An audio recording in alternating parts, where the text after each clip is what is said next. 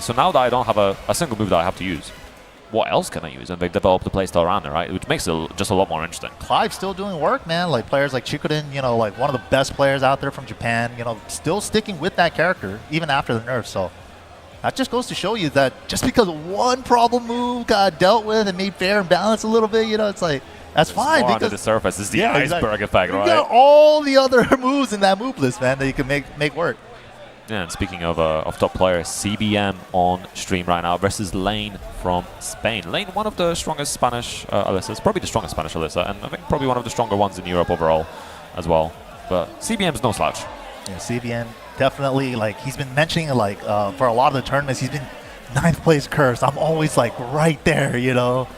So hopefully this weekend he's going to be able to do well. And he's always been such a strong competitor, especially early Tekken 8. I remember like hearing about the STLs tournaments, and he was like winning those and stuff. So definitely came out of the gate swinging.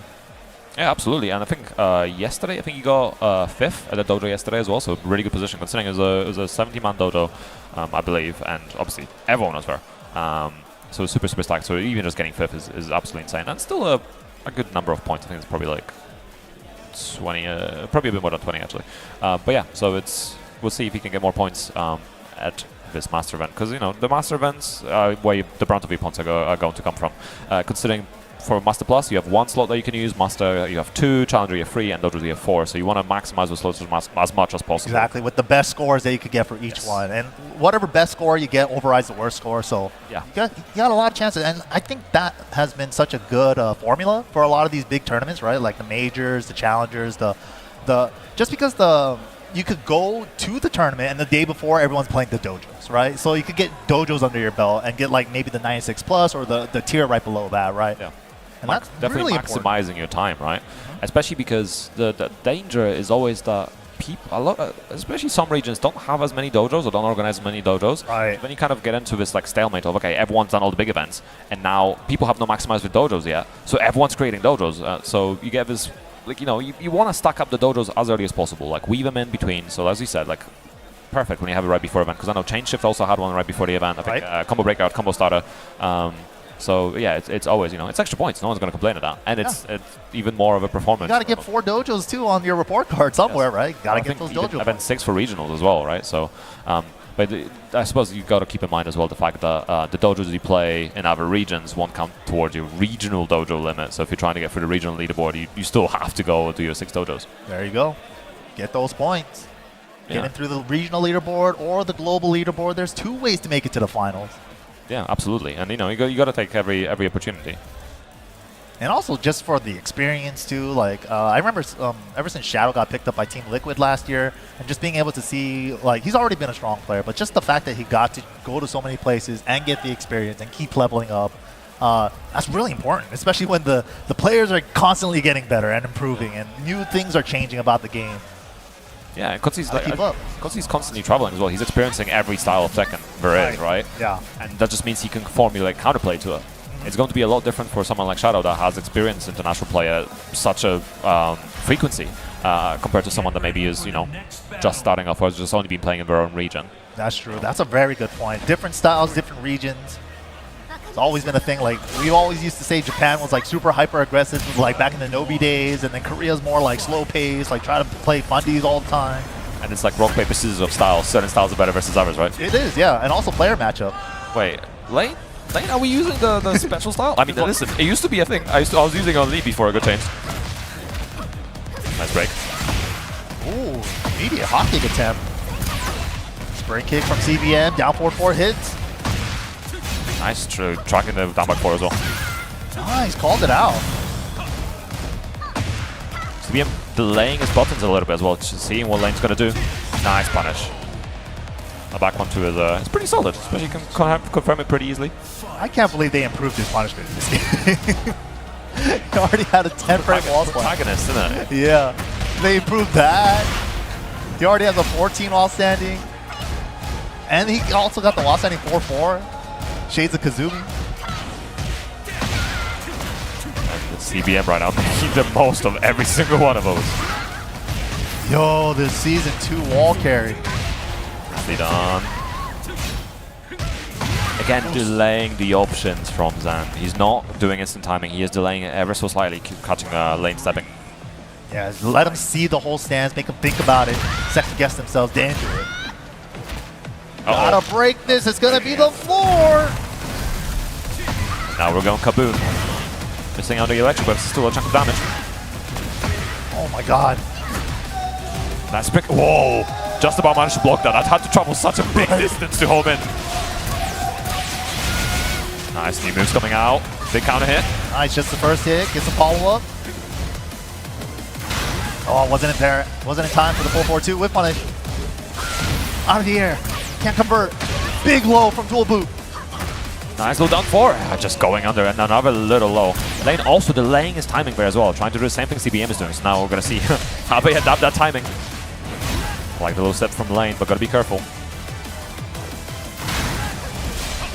Ooh, 4-2 chainsaw. But gets hit out of it. Big step. There we go. Nice. Wall's right there as well. Stabilizing them first. New heat extension from 4-4-2. Spending here already, but CBM still has so much great health, and he available. Oh no! Risk with his back against the wall. A massive risk, and CBM making the most of it right now. He activated as well. Oh, he's so lucky the 4 didn't splat. Let's break. Big call out on the second hit. That hop kick really costed him that momentum in that round. He was in a really good spot too, but the wall positioning got switched up. Went for a hop kick to try to fight out of the corner and got himself wall splatted. Yeah, I mean, we always talk about, like, you know, being aware of your positioning and where you are on the stage, because certain moves become a lot more risky where you're near a wall, right? Made that -12 punish a launcher, basically, with Yes. the wall splat. Yeah. Exactly. But in the same way, it also works in reverse. Certain moves, like, I don't know, maybe some of the, like, Eddie float punishes. Yeah. You might want to do that near a wall, because they're going to do a flow and just do nothing with it. Or if they block a hell sweep with a sidewall in play, they launch and the sidewall hits and they get nothing. That definitely is a play, too. Positional, situational advantage and awareness is like a big thing in Tekken. Absolutely. But recognizing in the moment is what really differentiates people. Uh-oh. Check those legs. Help! Help! Oh, man. So scary, especially after the Zen 1+2, being able to go into the crouch dash transition afterward. Gets under the jab. Nice, using that strong arrow tail spin. Backing down, so a little bit of damage. Back getting this by the running move. Unskill? No, we're going for the burst route. Again, delaying his options a little bit. No punish on the low, but still has he activated. Oh, no follow-up there on the 2. Backdashing away, CBM gets a floater. Activate with burst to the wall. LAIN got to get away from his position. Nice movement as well. Into it. The back to the hop kick. CBM getting the punish and the splat. The risks from LAIN, the risky spring kick there. Oh, what a trade. Lucky trade for LAIN. Interrupts the electric with the back one. What a step! All these steps, but LAIN is not getting that much reward for them. It's so unfortunate. 10 seconds to go, but nice. Little counter hit jab.